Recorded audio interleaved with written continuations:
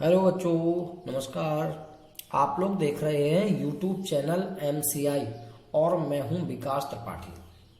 बच्चों, आज हम लोग समांतर श्रेणी की सेकंड एक्सरसाइज पढ़ेंगे। सबसे पहले देखते हैं समांतर श्रेणी क्या है।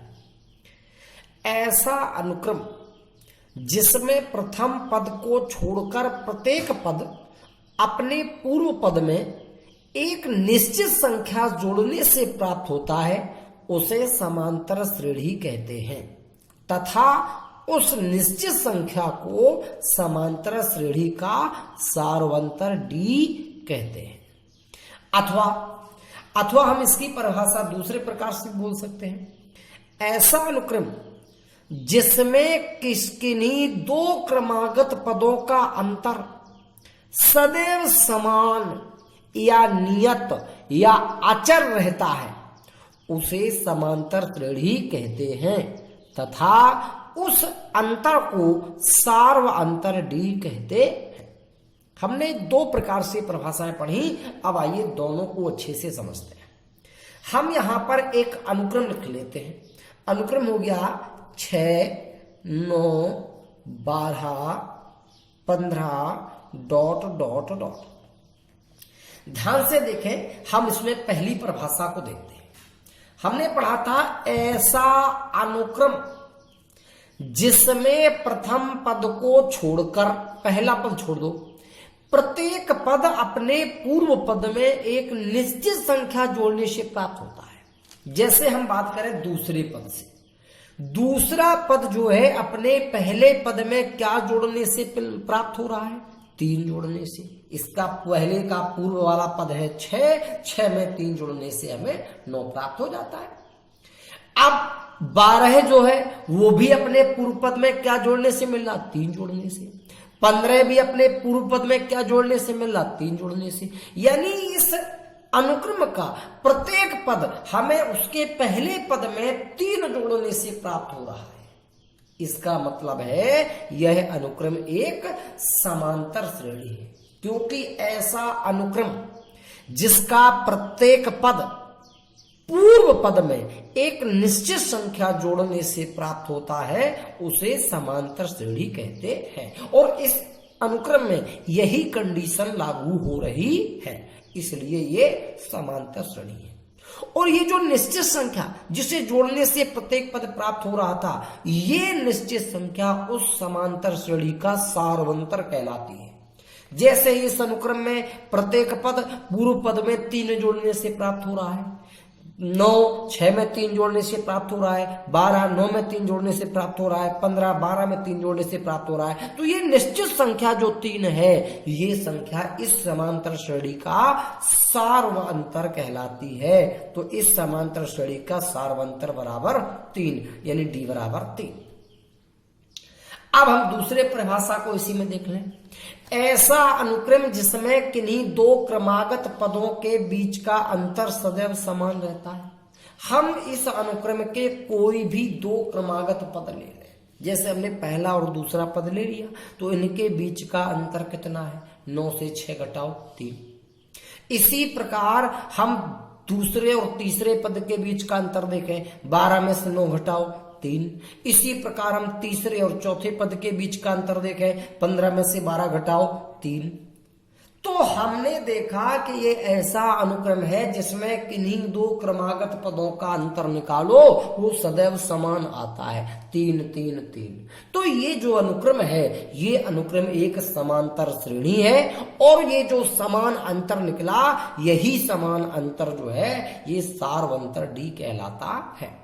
तो ये हो गई आपकी समांतर श्रेणी। अब हम देखते हैं इस समांतर श्रेणी से संबंधित कुछ और बातें।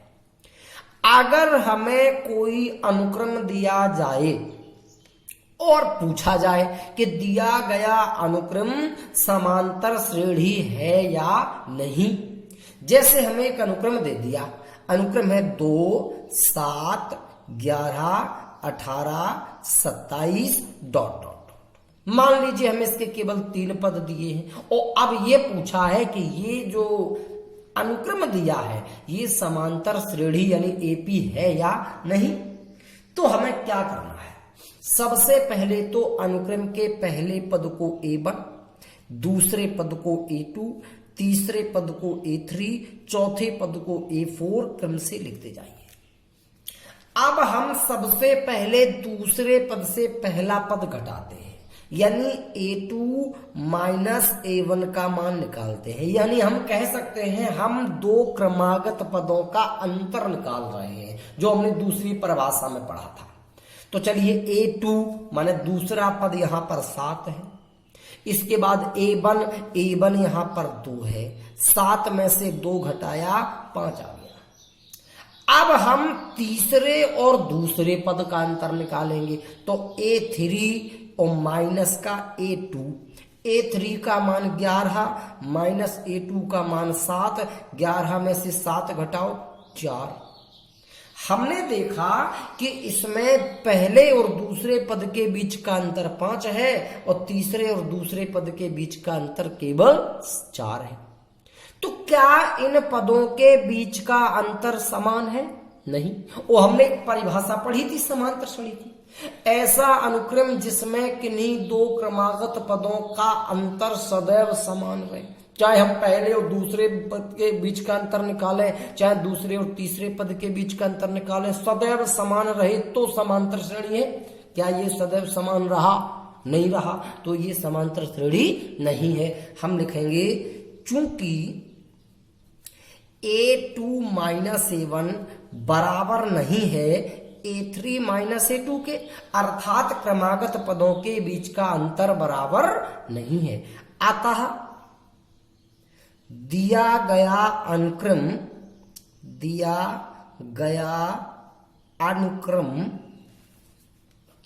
AP नहीं है, यानी समांतर श्रेणी नहीं है। ये हो गया हमारा एक एग्जाम्पल, ये पता करना कि हमारा दिया गया अनुक्रम समांतर श्रेणी है या नहीं। एक्सरसाइज 5.2 क्वेश्चन नंबर 1, निम्न स्थितियों में से किन स्थितियों में संबद्ध संख्याओं की सूची AP है और क्यों? पहली स्थिति दी है, प्रत्येक किलोमीटर के बाद टैक्सी का किराया, जो संख्याओं की सूची होगी वो क्या होगी? प्रत्येक किलोमीटर के बाद टैक्सी का किराया होगा, जबकि प्रथम किलोमीटर के लिए किराया ₹15 है और प्रत्येक अतिरिक्त किलोमीटर के लिए किराया ₹8 है।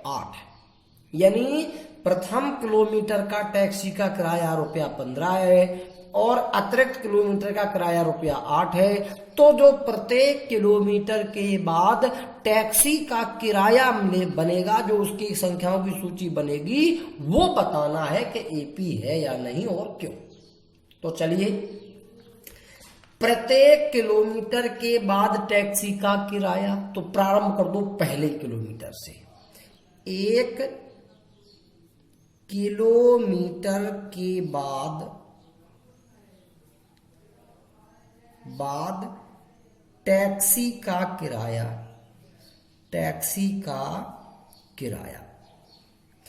1 किलोमीटर के बाद कह रहा था कि प्रथम किलोमीटर के लिए किराया ₹15 है, तो 1 किलोमीटर अगर कोई व्यक्ति जाएगा तो उससे किराया कितना लगेगा? ₹15। 1 किलोमीटर के बाद हम 1 किलोमीटर जाएंगे तो किराया देंगे ₹15। अब आते हैं 2 किलोमीटर के बाद किराया। 2 किलोमीटर के बाद टैक्सी का किराया। अब बात हम 2 किलोमीटर के बाद की कर रहे हैं, तो पहले 1 किलोमीटर के बाद हमने दिया था ₹15 प्लस 15 के बाद अतिरिक्त किलोमीटर अगर हम जाएंगे तो ₹8 और देना पड़ेगा, तो प्लस ₹8 इनको जोड़ दीजिए। जोड़ने से हो जाएगा ₹15 प्लस 8 माने ₹23। ये हो गया 2 किलोमीटर के बाद टैक्सी किराया। अब आते हैं 3 किलोमीटर के बाद टैक्सी का किराया। टैक्सी का किराया। हमने देखा कि 2 किलोमीटर के बाद ₹23 हो चुका था, प्लस हमें 3 किलोमीटर जाना तो 2 किलोमीटर के बाद 23 हो गया था, और प्रत्येक अतिरिक्त के लिए 8 फिर देना है, तो प्लस ₹8। 8 और देंगे तो 23 और 8 ₹31, 31। यानी हमें संख्याओं की सूची मिल गई। पहली संख्या 15 मिल गई, दूसरी संख्या 23 मिल गई, तीसरी संख्या 31। तो लिखेंगे प्राप्त संख्याओं की सूची जो है वो है 15, 23, 31, ... ऐसे ही हम आगे के प्रत्येक किलोमीटर के बाद किराया निकाल सकते हैं। अब जो हमें सूची प्राप्त हुई है, हमें जांच करना है कि ये एपी है या नहीं। तो पहला पद A1, दूसरा पद A2, तीसरा पद A3, ऐसे ही क्रम से चलता रहेगा। अगर हमें जानना है कि ये एपी है या नहीं, तो सबसे पहले निकालो A2 माइनस A1, माने पहले 2 पदों के बीच का अंतर। A2 23, 23 माइनस A1 15, घटा देंगे 8 बचेगा। ये आ गया A2 माइनस A1। अब निकालो दूसरे और तीसरे पद के बीच का अंतर, तो ये A3 माइनस का A2, A3 31 माइनस A2 23, 31 में से 23 घटाया 8 फिर आ गया। हमने देखा कि पहले और दूसरे पद के बीच का अंतर दूसरे और तीसरे पद के बीच का अंतर बराबर है। ये कंडीशन किन्हीं 2 क्रमागत पदों के बीच का अंतर अगर समान हो तो वह अनुक्रम, वह सूची एक समांतर श्रेणी होती है। तो इनका अंतर समान आया, अतः यह सूची समांतर श्रेणी है, और इस समांतर श्रेणी का सार्वंतर 8 है। तो यहां लिख देंगे चूंकि A2 minus A1 equal A3 minus A2 है, ये बराबर है, अतः दी गई सूची या प्राप्त सूची लिख देना, अतः प्राप्त सूची एपी में है, एपी है, जिसका सार्वंतर, वैसे पूछा नहीं गया है, अगर पूछा जाए तो लिख देंगे जिसका सार्वंतर 8 है। ये आपकी पहले प्रश्न की पहले भाग हल हो गया है। देखते हैं क्वेश्चन नंबर 1 सेकंड पार्ट। किसी बेलन में उपस्थित हवा की मात्रा, यानी जो संख्याओं की सूची मिलेगी वो बेलन में उपस्थित हवा की मात्रा से मिलेगी, जबकि वायु निकालने वाला पंप प्रत्येक बार बेलन की शेष हवा का 1/4 भाग बाहर निकाल देता है। तो सबसे पहले तो मान लेते हैं, माना कि प्रारंभ में बेलन में हवा की मात्रा भी है, बेलन में हवा की मात्रा दी तो गई नहीं थी, तो हमने इसको भी मान लिया। अब कह रहा था कि जब एक बार पंप चलाएंगे तो जो पंप होगा वो शेष हवा की मात्रा का 1/4 भाग बाहर निकाल देगा। तो एक बार पंप चलाने के बाद बेलन में शेष हवा की मात्रा, अभी बेलन में V हवा थी, लेकिन पंप चलाया तो कुछ निकल गई, यानी कम हो गई, तो माइनस कर दिया। अब कितनी कम हुई? शेष हवा का 1/4 भाग। तो शेष हवा थी कितनी? V, इसका 1/4, यानी V है, इसमें से कम कितनी हुई? B का ही 1/4, तो B माइनस B का 1/4। इसको लासा ले लेंगे तो ये हो जाएगा 1 और 4, यानी इसके बटे कर लिया, 1 और 4 का एलसीएम 4, 1 का भाग 4 में 4 बार, और 4 का गुणा B में 4V, माइनस 4 का भाग 4 में 1 बार, 1 का गुणा B में V एकम B, 4B से B घटा दो, 3v/4। ये आपकी दूसरी संख्या आ गई, दूसरी हवा की मात्रा। अब दूसरी बार पंप चलाने के बाद बेलन में शेष हवा की मात्रा, तो अभी जब एक बार पंप चला लिया था तो बेलन में हवा कितनी बची थी? 3v/4। तो अभी 3v/4 है, लेकिन इसमें से कम होगी क्योंकि पंप चलाया दूसरी बार, कम होगी। अब कितनी कम होगी? जितनी शेष है, यानी 3v/4 जो शेष है इसी का 1/4 यानी गुणा 1/4। 3v/4 तो है ही, इसमें से कम हो जाएगी क्योंकि पंप चला रहे हैं, पंप का काम है हवा को कम करना, तो 3v/4 में से कम होगी। कितनी कम होगी? इसी का 3v/4 का 1/4। इसको फिर हल करो तो 3v/4 जो कहते हो, यहाँ पे 3v का वर्ग में गुणा 3v और 4 गुणा 4 16, ये बन गया। इनका ले लो एलसीएम, 4 और 16 का एलसीएम 16 आ गया। यहाँ पे 4 का भाग 16 में, 4 चौके 16, 4 बार चला गया। 4 का गुणा 3 में, 4 तिया 12, 4 तिया 12 भी, और माइनस यहाँ पे 16 का भाग 16 में दे दो, 16 का भाग 16 में दे दो, ये हो जाएगा 1 का गुणा करेंगे 3 में 3v, 12 में से 3 घटाया 9v/16। ये आपकी दूसरी संख्या आ गई 9v/16।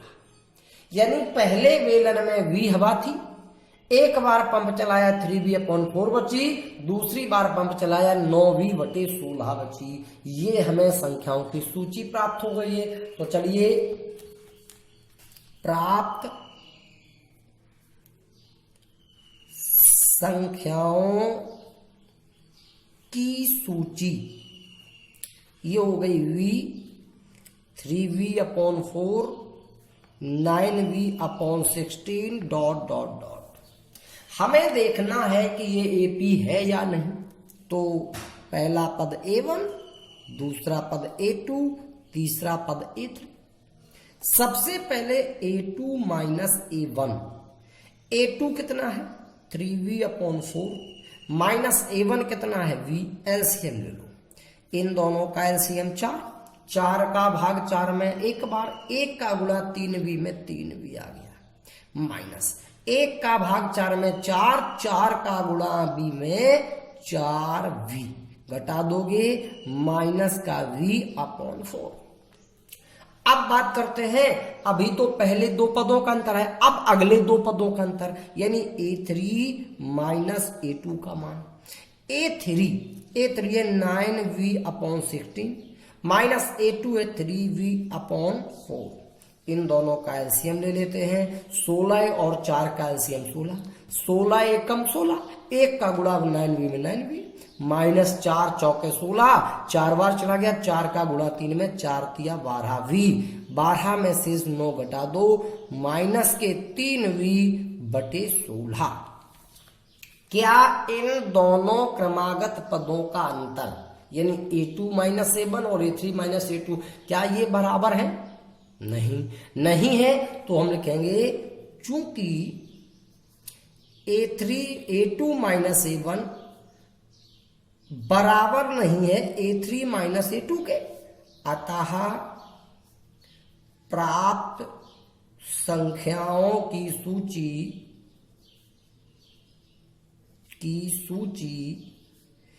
AP नहीं है। ये था आपका प्रश्न भाग नंबर 2। इसके शेष 2 भाग और हैं, ये 2 भाग आप लोग घर पे करेंगे। अगर आपको इनमें कोई समस्या आती है, नहीं आते हैं, तो ये आप लोग हमसे पूछ सकते हैं। ओके, धन्यवाद। इस एक्सरसाइज के प्रश्नों की PDF फाइल आपको व्हाट्सएप पर भेज दी जाएगी। धन्यवाद।